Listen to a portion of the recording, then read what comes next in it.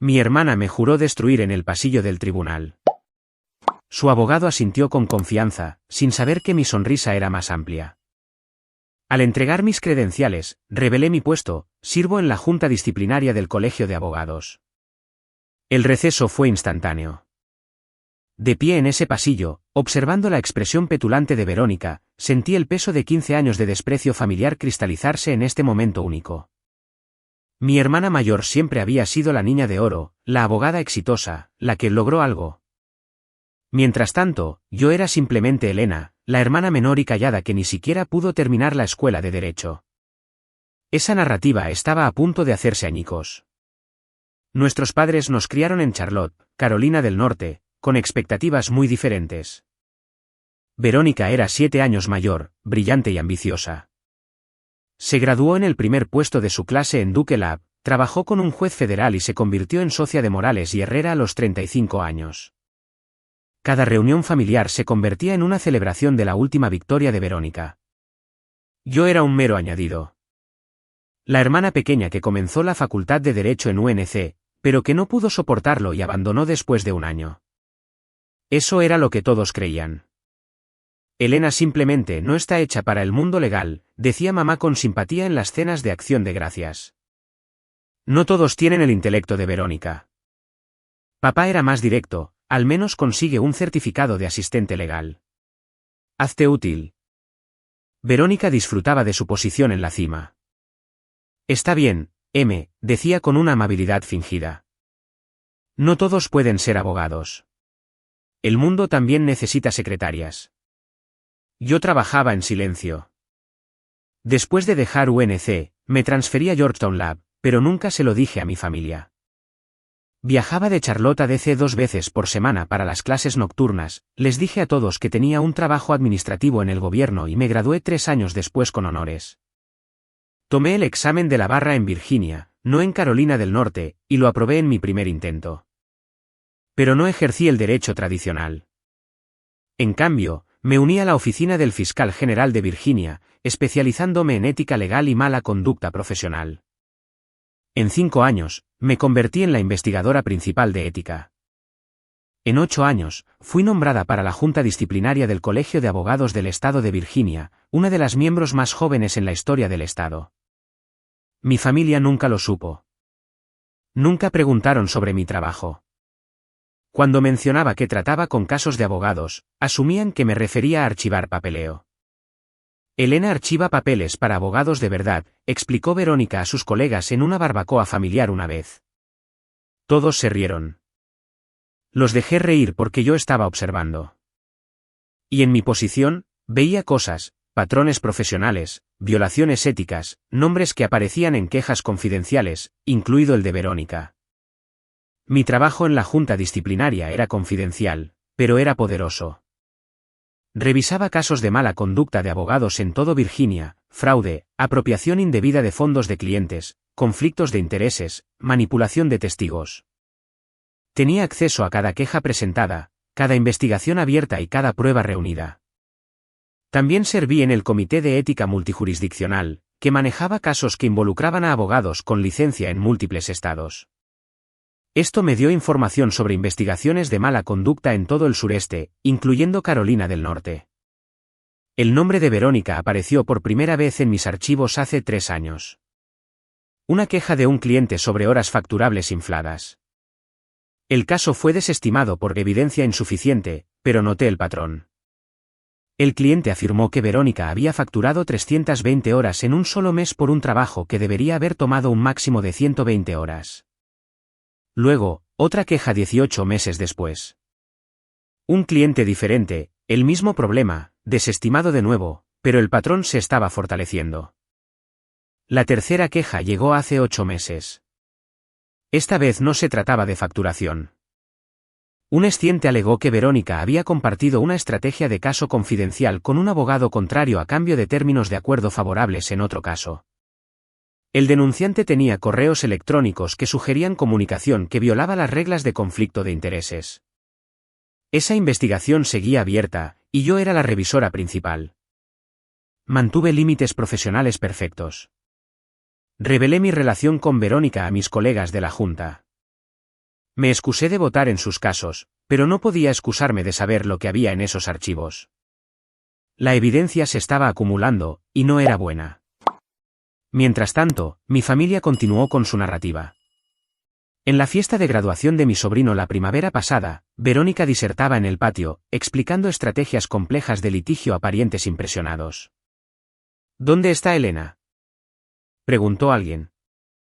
Oh, debe estar por ahí, dijo mamá vagamente. Probablemente escondida. Se intimida mucho en las reuniones familiares cuando Verónica habla de trabajo legal real. Yo estaba en la cocina revisando expedientes en mi teléfono.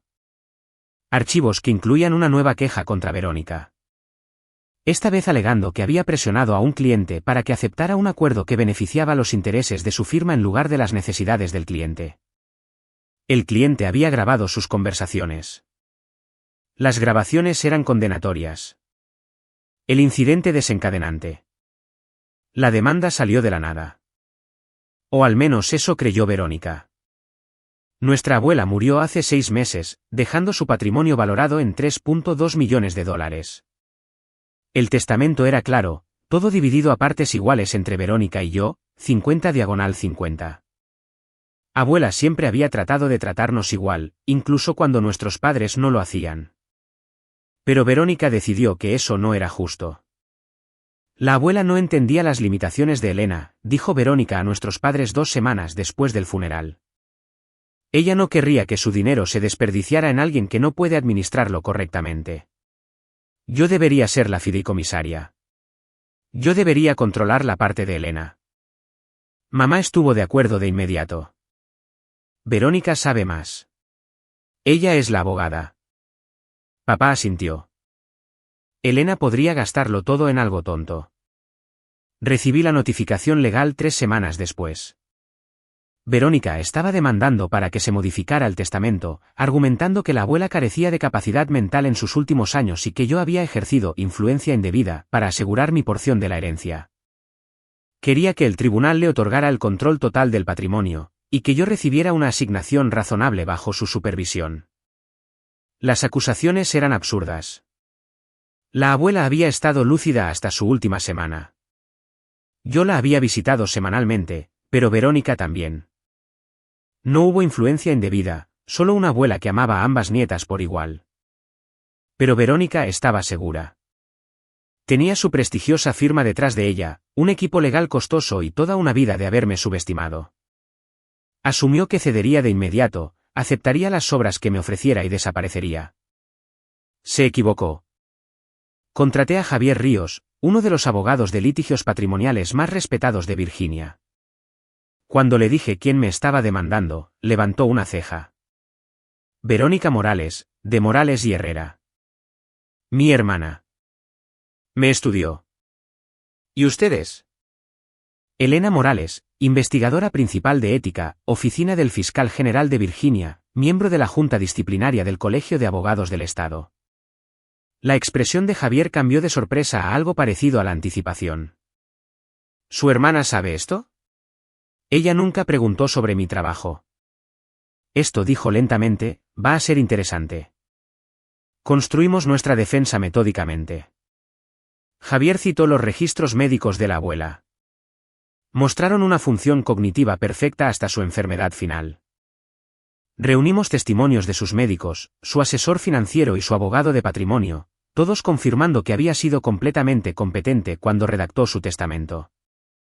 También documentamos cada conversación, cada reunión familiar, cada comentario despectivo que Verónica y nuestros padres habían hecho sobre mi inteligencia y capacidades a lo largo de los años. Si Verónica quería argumentar que yo no era competente para administrar dinero, le mostraríamos al jurado exactamente en qué se basaba ese argumento, pura condescendencia. Pero yo tenía algo más, algo que Verónica no sabía. La investigación de la Junta Disciplinaria sobre su conducta había llegado a un punto crítico. La evidencia era sustancial: fraude de facturación, violaciones de conflicto de intereses, manipulación de clientes. La Junta estaba preparando cargos formales. Como miembro de la Junta, yo conocía el cronograma. Los cargos se presentarían en 30 días. Todo el caso de Verónica se basaba en su credibilidad como abogada exitosa y ética. Esa credibilidad estaba a punto de evaporarse. No dije nada, solo esperé. La audiencia estaba programada para el martes por la mañana, 18 de junio, en el Palacio de Justicia del Condado de Mecklenburg. Verónica insistió en la jurisdicción de Carolina del Norte, creyendo que la ventaja del tribunal local la ayudaría. Llegué temprano con Javier. Nos instalamos en la mesa de la defensa, organizando nuestros archivos.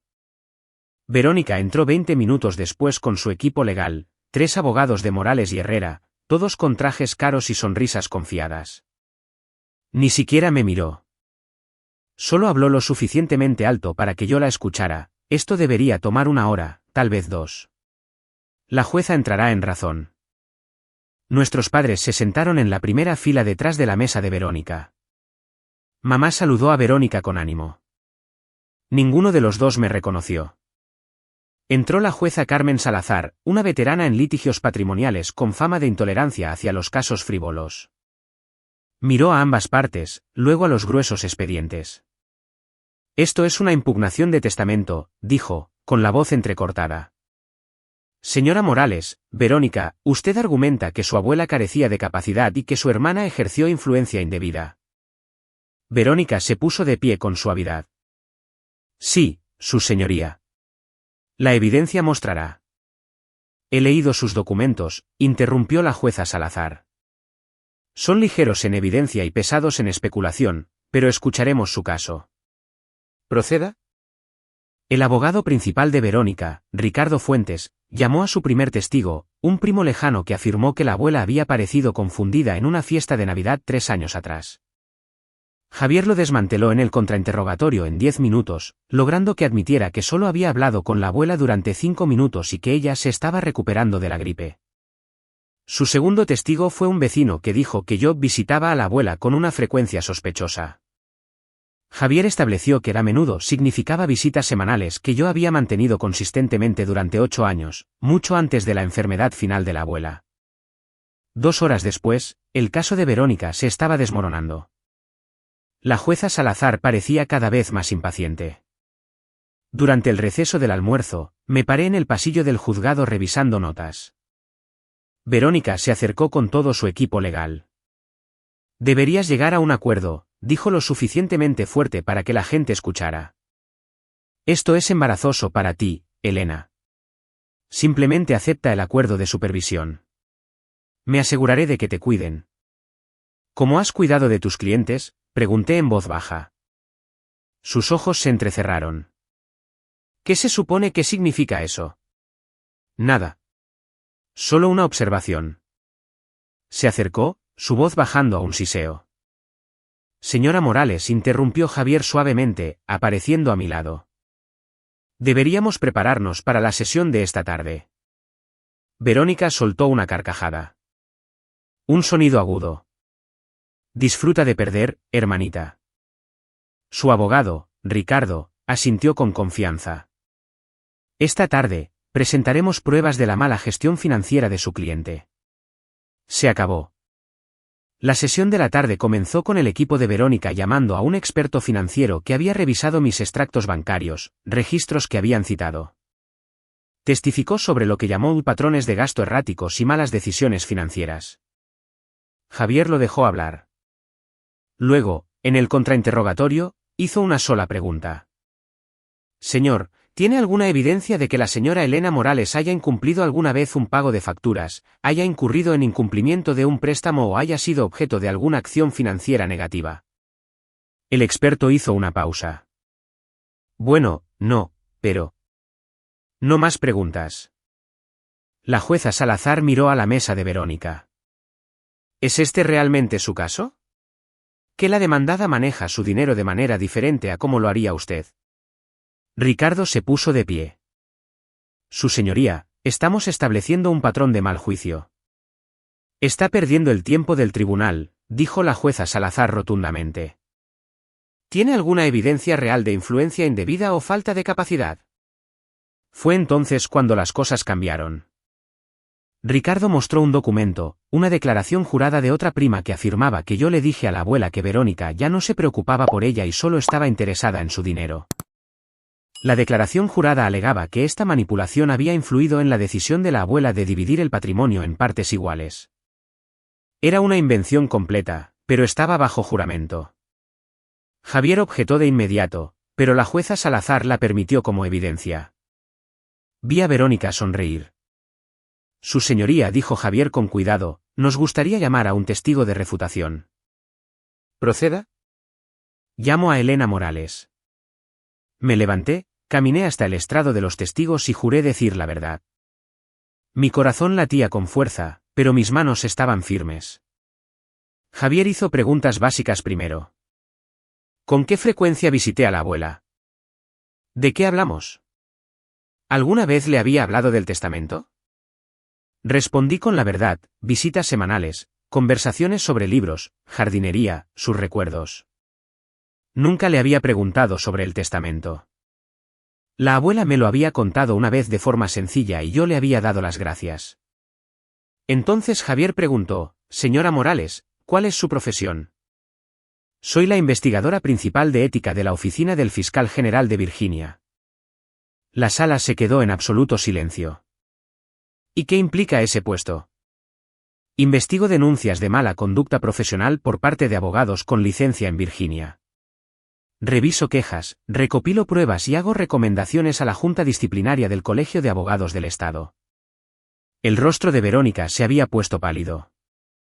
¿Es usted también miembro de alguna junta profesional?, preguntó Javier. Sí. Sirvo en la Junta Disciplinaria del Colegio de Abogados del Estado de Virginia. Reviso casos de mala conducta de abogados y voto sobre las sanciones. La jueza Salazar se inclinó hacia adelante. ¿Usted es abogada? Sí, su señoría. Yorktown Lab, promoción de 2015. Tengo licencia en Virginia y Maryland. Observé a mis padres en la galería. La boca de mamá estaba abierta. Papá parecía como si le hubieran dado una bofetada. Verónica se puso de pie abruptamente. Su señoría, esto es irrelevante. Siéntese, señora Morales, dijo la jueza Salazar, con un tono helado. Me gustaría escuchar esto. Javier continuó. ¿Su familia sabía de su carrera legal? No. Nunca preguntaron sobre mi trabajo. Asumieron que estaba en un puesto administrativo. ¿Por qué no los corrigió? Miré directamente a Verónica. Porque estaba observando. En mi posición, veo patrones de comportamiento, tanto profesionales como personales. Quería entender quién era realmente mi familia cuando pensaban que yo no podía hacer nada al respecto. Ricardo se levantó de un salto. Objeción. Esto es un asesinato de carácter. Denegada, dijo la jueza Salazar. Continúe, señor Ríos. Javier se acercó al estrado de los testigos. Señora Morales, en su capacidad profesional, ¿alguna vez se ha encontrado con el nombre de su hermana? Este era el momento, el punto de no retorno. Sí. Verónica Morales está actualmente bajo investigación por el Colegio de Abogados del Estado de Virginia por múltiples violaciones de ética. La investigación incluye alegaciones de fraude de facturación, violaciones de conflicto de intereses y manipulación de clientes. La sala estalló. Verónica gritó, «Eso es confidencial». No puedes. El mazo de la jueza Salazar resonó como un trueno. Orden. Señora Morales. Contrólese. El abogado de Verónica estaba hojeando papeles frenéticamente. Su señoría, solicitamos un receso inmediato. Denegado, dijo la jueza Salazar. Señor Ríos, ¿está la señora Elena Morales autorizada a revelar esta información? Javier mostró un documento. Su señoría, debido a que este caso se relaciona directamente con las afirmaciones de la señora Verónica Morales sobre competencia y juicio profesional, y debido a que ella ha cuestionado explícitamente la capacidad de su hermana basándose en un supuesto conocimiento legal superior. La Junta Disciplinaria ha autorizado la divulgación limitada de las investigaciones en curso a efectos de este procedimiento. Aquí está la autorización, firmada por el presidente de la Junta esta mañana. Se la entregó al alguacil, quien se la pasó a la jueza. La jueza Salazar la leyó con atención. Luego miró a Verónica con una expresión que solo puedo describir como de disgusto. Señora Verónica Morales, usted vino a mi sala de audiencias y argumentó que su hermana, un miembro de la Junta Disciplinaria del Colegio de Abogados del Estado de Virginia, es incompetente para administrar su propia herencia. La llamó financieramente irresponsable e intelectualmente incapaz. Hizo esto mientras está bajo investigación por serias violaciones de ética. Tengo razón. Verónica no dijo nada. Su abogado principal se puso de pie. Su señoría, mi cliente no estaba al tanto de la posición de su hermana. Porque nunca se molestó en preguntar, dije en voz baja desde el estrado de los testigos. Nunca preguntó qué hacía, dónde estudié, qué había logrado. Simplemente asumió que yo era un fracaso porque eso encajaba con su narrativa. La jueza Salazar se dirigió a mí. Señora Morales, ¿tiene alguna prueba de la supuesta conversación con su abuela? Esa en la que supuestamente la manipuló contra su hermana. No, su señoría, porque esa conversación nunca ocurrió. La declaración jurada es falsa. ¿Puede probar que es falsa? Saqué mi teléfono. Sí, su señoría. En mi línea de trabajo, documento cuidadosamente. Grabé cada visita con mi abuela durante los últimos 2 años con su conocimiento y permiso porque sabía que mi familia podría impugnar su testamento.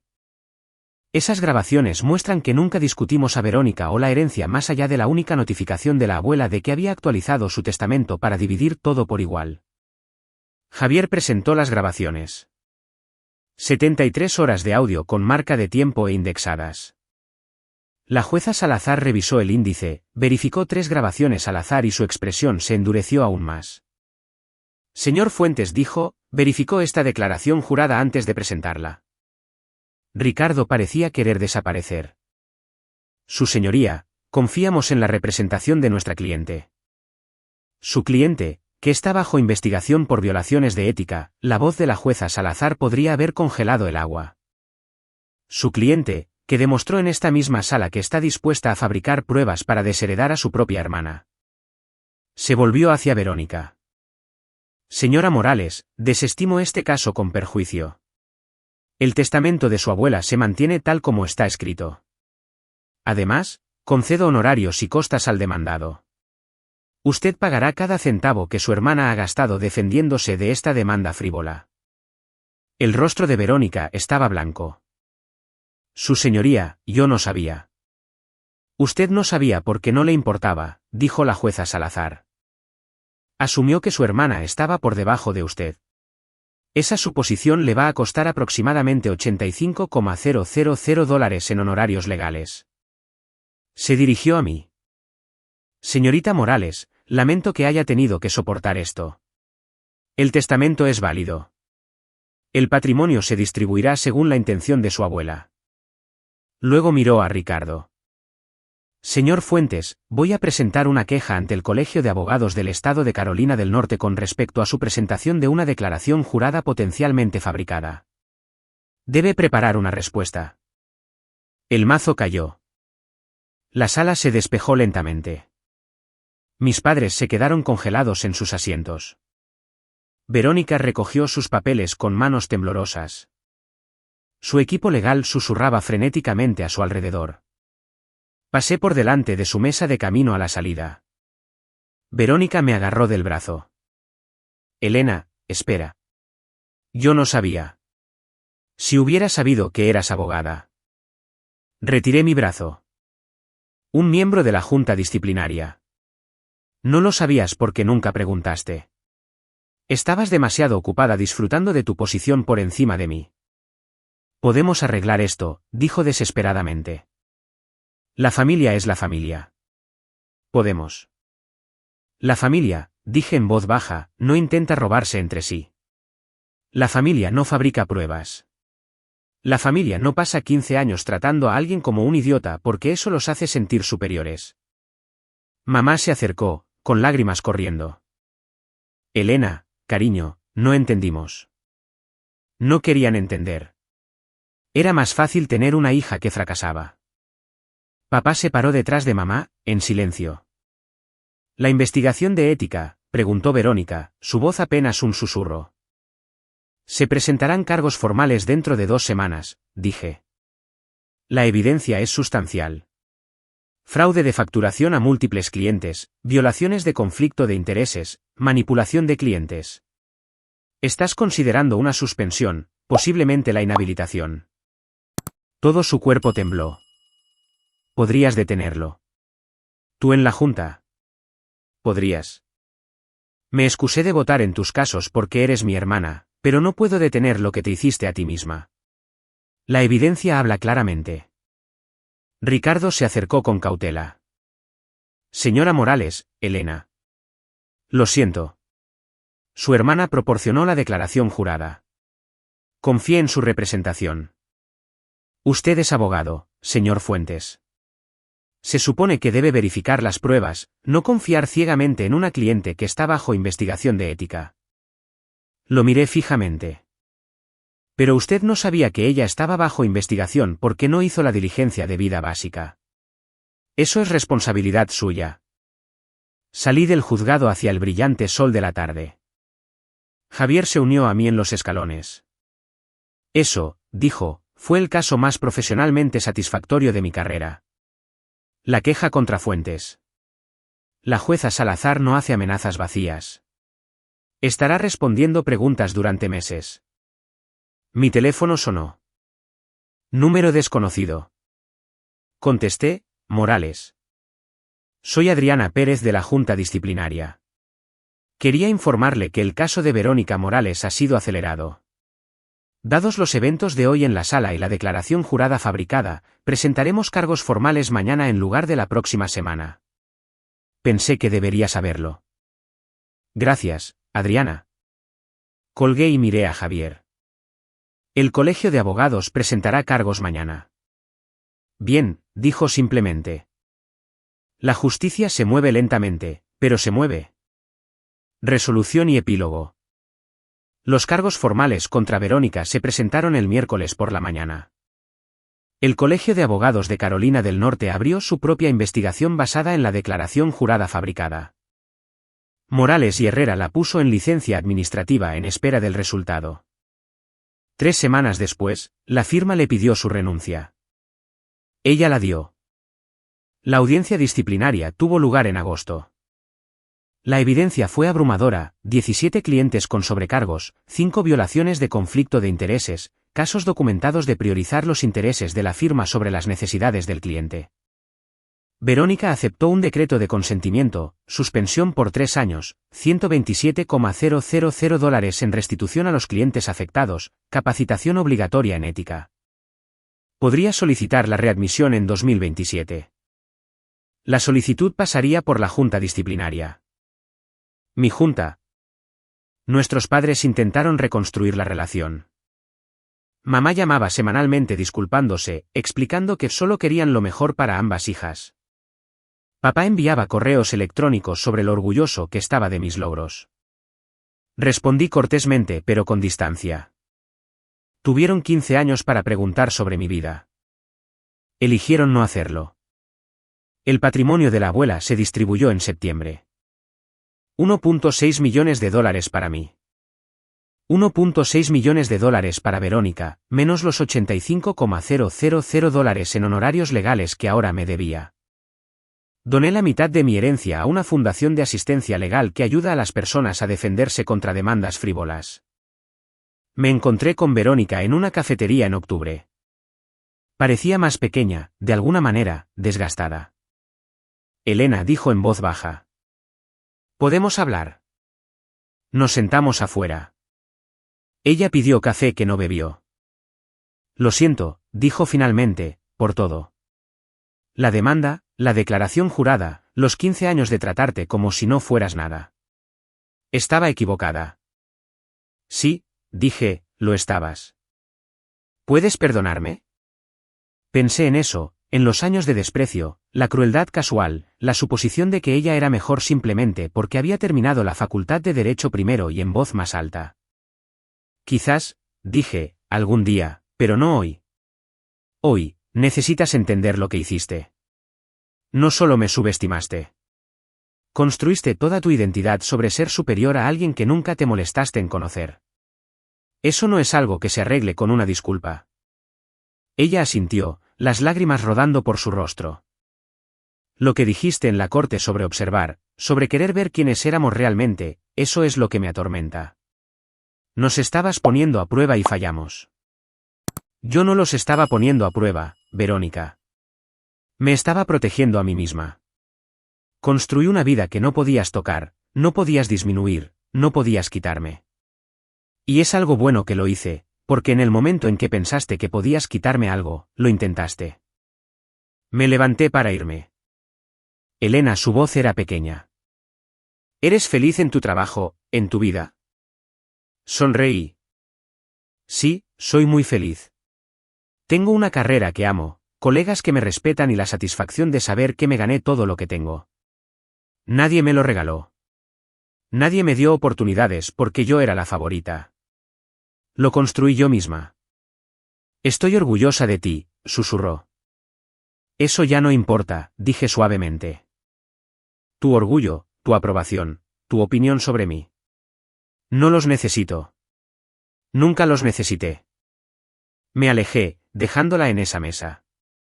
6 meses después, fui nombrada vicepresidenta de la Junta Disciplinaria del Colegio de Abogados del Estado de Virginia, la vicepresidenta más joven en la historia del Estado.